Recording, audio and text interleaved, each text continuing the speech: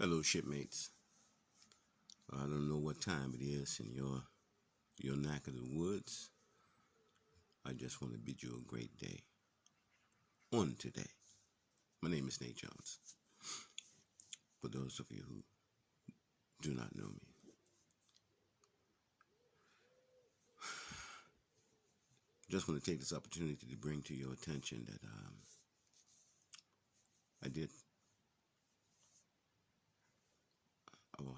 reached another milestone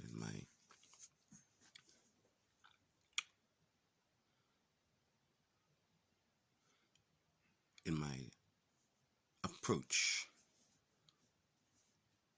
to reaching the goals that I have set in your face. My goals, but I'm doing it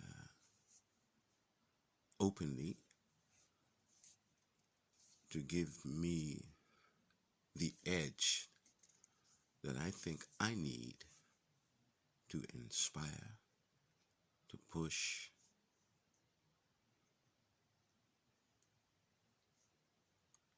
and to give incentive for myself.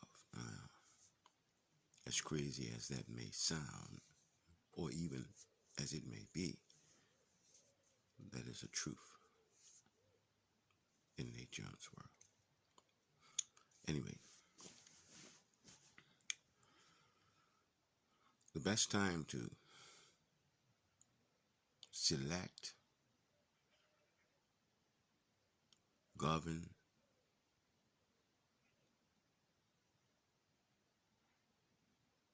for me, in my own opinion, is when you have nothing.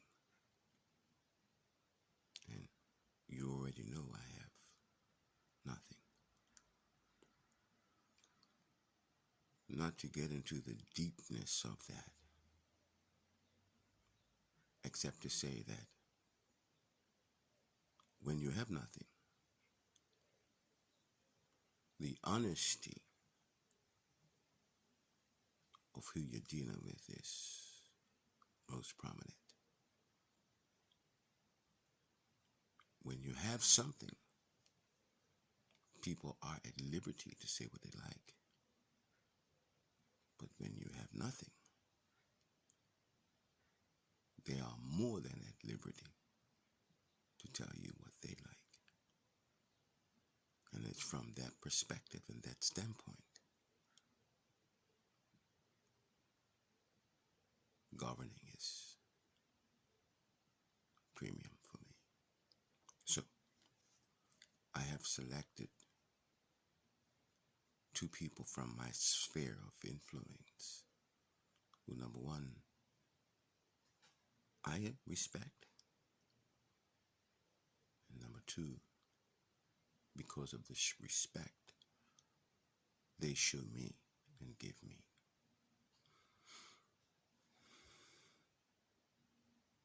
That is very important because if they can respect me with nothing,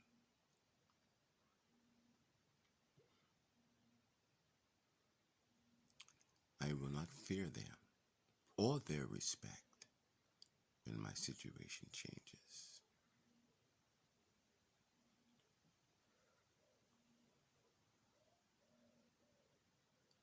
Very important for me.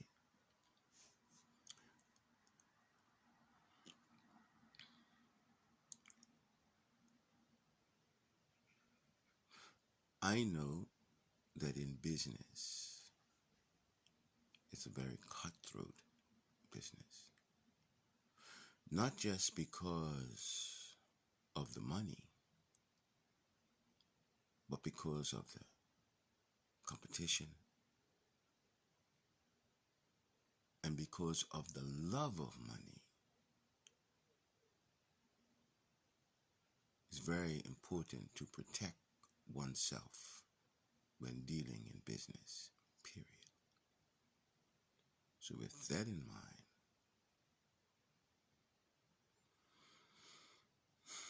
I've got the two giants, as it were, that I want to look to, you know, to be protected from the onslaught of what is to come from the deeper waters. It's okay to be on a raft. And it's okay to fight the simplicity of, life on a raft. But when you start getting into the deeper affairs of life, when you gravitate from one situation into another, for me, it's important to be ready for that onslaught. Now, I know what I want, but getting there is not a one-man show. It's a teamwork. Who will be my team, and what will be the outcome of that team? It's never in a one man's hands. For me, in my looking at the overall picture of business,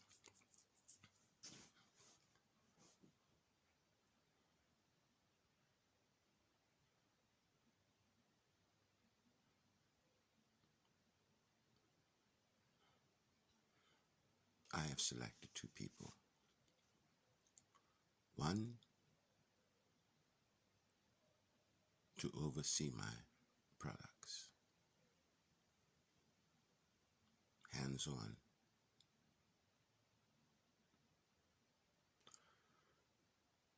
Why? When I'm the one asking the questions, and then I'm the one that's giving the answers, and then I'm the one that has to second guess by way of doubt and other things. You get the meaning? You get the point?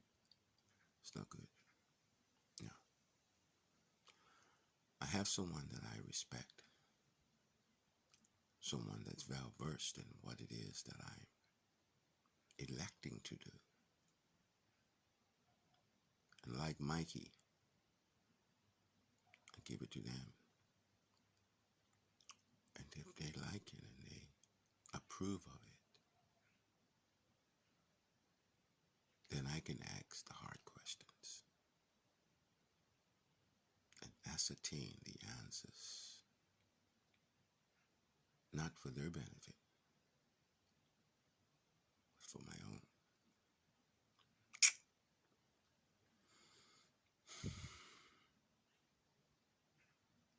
Then my second person will be my go-to person.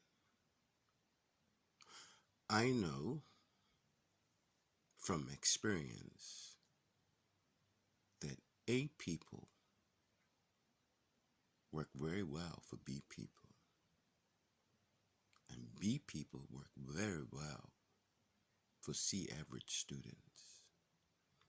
But an A person will not work well with a C average student. It's not possible.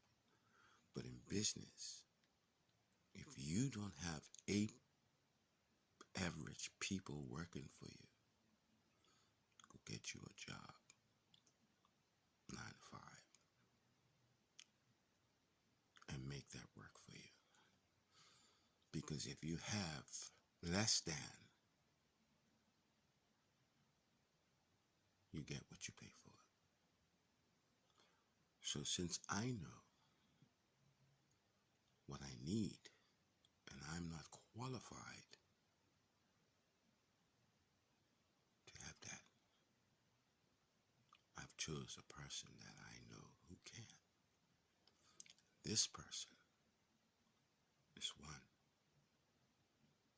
that I respect, and beautifully, one who I know respects me. I chose them whilst on my raft for the reasons we just spoke about. In later episodes, you more than likely get to meet them when it is appropriate for you to do so. And again, it's not a matter of me trying to be secretive. It's a matter of me trying to be as a matter of fact-ish.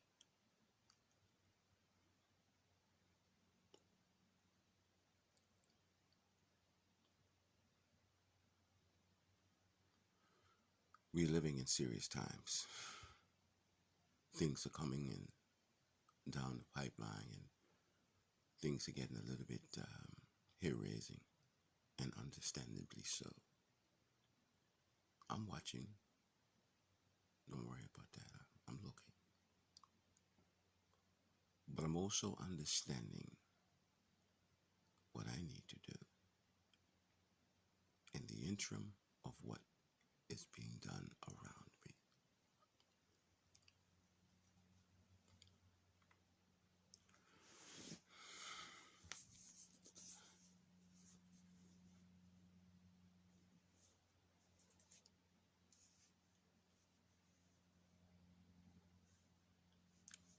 When I started on my journey, it started with God and me having a conversation. I said to my God, who has the most wonderful sense of humor. I tell you this so often. God cracks me up sometimes. He is so funny. I said to myself, I need to go have a talk with God about money. I need to make some money. Yeah. And I'm sorry, I already told you the story, but I'm just to bring out a point. Yeah. So I go to my church, beautiful church, holds over 1,200 members. It's a big, massive church. The ambiance of the church alone pulls you into worship. And people that show up, they show up for worship. The choirs set the pace, almost like Lucifer himself. The ambiance, like I said, and the beauty of the music inspire you to such an extent where you want to worship God. Anyway, I went to this place to have a talk with God, and when I got there, the doors was locked. And I was amazed because I felt to myself, why have the doors locked? How can you pray to the God of heaven who resides among man, and you can't go to pray? They was like, well, no, we keep the doors locked, because it's a very important place, and blah blah blah and blah blah blah. And I was like, really? And they was like, really? So I go into my car and I say to God, I'm sorry, Lord, but I can't meet you at your house. I'm going to have to meet you at the library. And some of you may say to yourself, you could talk to God anywhere.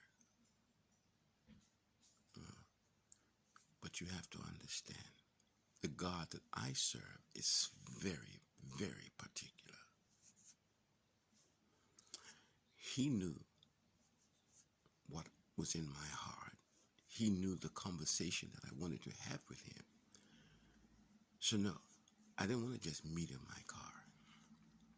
I wanted to talk to him as a business associate. So God understood where I was coming from. So in my spirit came the thought, I'll go talk to God in the library. So I say to God, I'll meet you at the library. So I drove my car to the library. Get into the library, and of course, God is always on time, especially when it comes to a meeting of one of his children. He's always on time. I get in the library, and I can almost feel the experience of going through the church doors.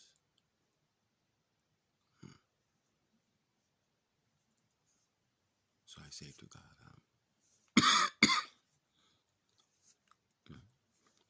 I find a place in there where I can settle down. And I say to God, I need some money. And God, in his humorous self, says to me, how much were you looking for? And I was like, well, God, I was thinking that you can tell me that because I got a family and I'm not doing too well. And, I'm in a country that it's not really sympathetic to you being there without documentations, blah, blah, blah, and da-di-da. And God was like,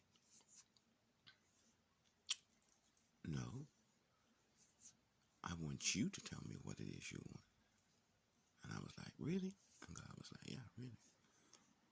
I was like, God said, okay, write something down. So I said, okay, Lord. And I modestly wrote down something. Then God says, okay, I want you to triple that now. Now I'm getting a little bit uneasy because that number that I wrote down was, while modest, it was a Nate Jones figure. Nate Jones figure, yeah. It was modest, but it was a Nate Jones figure. And God says to triple that. So now I tripled it. And I said to myself,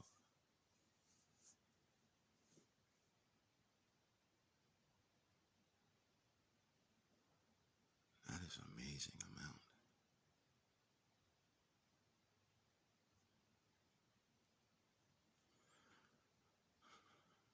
I don't know if, because it's been so long ago, yeah, I'm trying to make sure I count the story correctly. But anyway, when God told me to triple the amount, I think I objected a little bit, And when I say I objected a little bit, that I was like making sure it was God that was speaking to me, because I was like, okay, who because sometimes the enemy can sneak in and act like he is God, and you could be on your way doing something crazy or whatever, So when I was told to triple that amount, I was looking around as if to say, am I really talking with God? Or, because the amount that was on the paper was like a little bit, mystified, And then I heard God say to my spirit, you came to me, correct? And I was like, yeah. It's like, well, if you could have done it by yourself, you wouldn't need me, correct? I was like, yeah. It's like, well, that amount is, what I can help you to do. And I was like, okay. So then I was comfortable again with the amount because I knew that I wasn't going to have to be doing this by myself, that God was going to be like, and then I understood. Oh, and then I was like, yeah, okay. Then all of a sudden, God says, now go to the computer, go to Google and say, you want to make this amount daily. I thought the amount was like monthly. And God is talking daily. And I was like, it was a good thing that I questioned him earlier to make sure that it was really God talking to me, because this daily business was like, wow. I was like, really?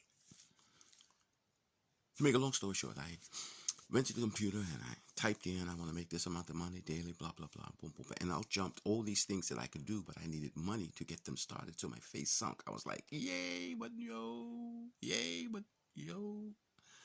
And God was like, yeah, what?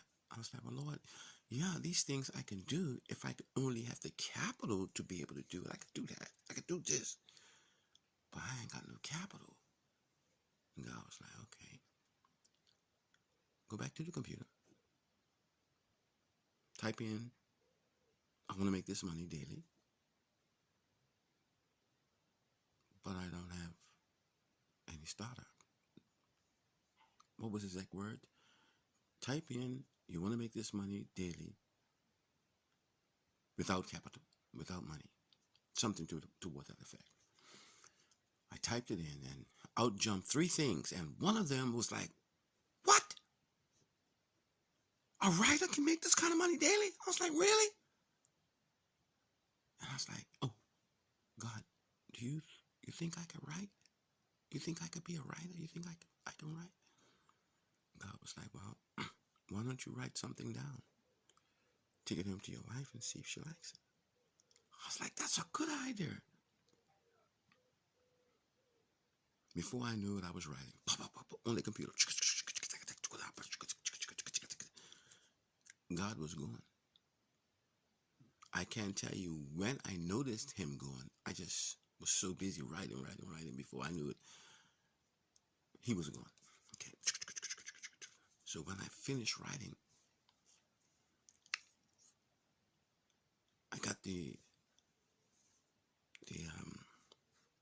copy from it from the library, because at that time you could, get a printout of what you was typing in the computer. It was very, I mean, Google and all that kind of stuff. I wasn't even that really familiarized with Google. I had heard about Google. I never, so all this stuff was new to me. So anyway, I got the printout and I dashed home to my wife then, and I handed it to her, and she was like, wow, this is nice. I said, uh-oh.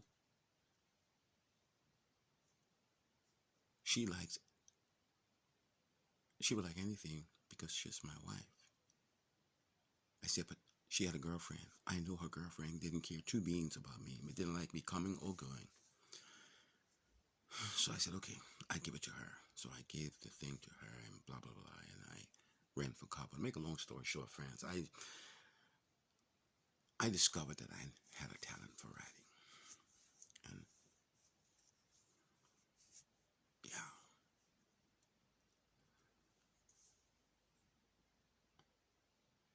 But in the midst of me finding out that I had it for talent, I went back to God.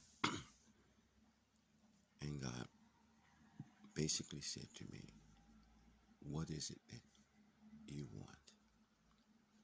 Because now that you have this means to acquiring whatever you want, let's just facilitate what it is you want.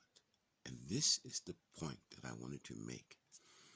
I had to tell God up front what it was that I wanted for me and for my family. And once I said that, and once it was ascertained, it was then that God showed me what he wanted. And friends, that took my mind to a whole nother level. And so with these two individuals that I have for my business, it is important for me to find out now what it is they want and need. And once that is attained, then I show them the candy store before them.